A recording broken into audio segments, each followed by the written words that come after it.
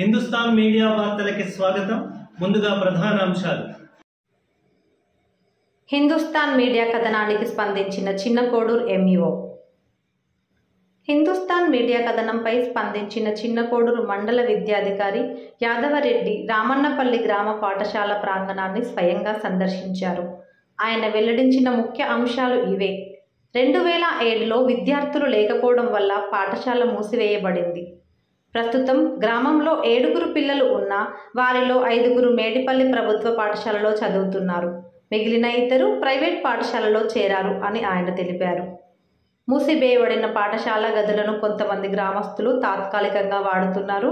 వారిని ఖాళీ చేయాలని ఎంఈఓ సూచించారు.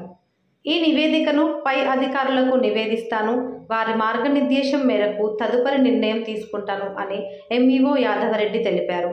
అయితే వర్షాకాలంలో రవాణా పాదచారుల ఇబ్బందుల నేపథ్యంలో తల్లిదండ్రులు స్కూల్ పునఃప్రారంభాన్ని కోరుతున్నారు. ప్రస్తుత విద్యార్థుల సంఖ్య తక్కువగా ఉన్నా గ్రామ అభివృద్ధి దృష్ట్యా రాబోయే రోజులలో విద్యార్థుల సంఖ్య పెరిగే అవకాశం ఉందని, పాఠశాల పునఃప్రారంభంపై ప్రభుత్వం పునర్విచారించాల్సిన అవసరం ఉందని గ్రామస్తులు కోరుతున్నారు. మండలంలో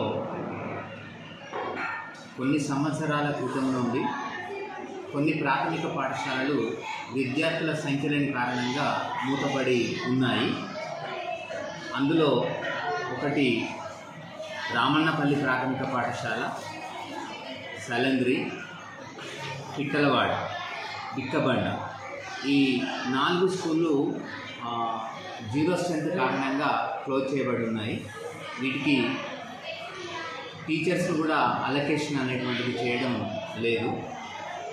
మరి ఈ 4 స్కూళ్ళల్లో కూడా స్కూల్ బిల్డింగులు ఉన్నాయి. ఈరోజు ఈ మూతబడ్డ స్కూళ్లను పరిశీలించే కార్యక్రమంలో భాగంగా రామన్నపల్లె పాఠశాలకు వెళ్ళడం జరిగింది. ఈ పాఠశాల గురించి గ్రామంలో పరిశీలించగా ఇది 2007లో ఈ స్కూల్ క్లోజ్ అయినట్టుగా సమాచారం ఇవ్వడం జరిగింది. అదేవిధంగా మరి ప్రస్తుతము పాఠశాల విద్యార్థులను ఎంతమంది ఉన్నారు అనేటువంటిది గ్రామంలో ఎంక్వైరీ చేస్తే 7 విద్యార్థులు రామన్నపల్లె గ్రామంలో కలరు. అందులో 2 విద్యార్థులు ప్రైవేట్ స్కూల్కి వెళ్తున్నట్టుగా, మిగిలిన 5 విద్యార్థులు దగ్గరలో ఉన్నటువంటి మేడిపల్లి ప్రాథమిక పాఠశాలకు వెళ్తున్నారు. ఈ నివేదికను పై అధికారులకు పంపి మరి ఈ మండలం మూతపడి ఉన్నటువంటి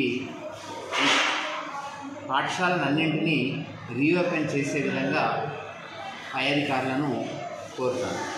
వారు పర్మిషన్ ఇవ్వగానే తప్పకుండా విద్యార్థుల సంఖ్య అక్కడ ఉన్నట్టుంటే టీచర్లను వర్క్ అడ్జస్ట్మెంట్ చేసి అయినా కానీ అక్కడ స్కూల్స్ను మళ్ళీ స్టార్ట్ చేసేటువంటి ప్రయత్నం చేస్తానని తెలియజేస్తున్నాను. Thank you.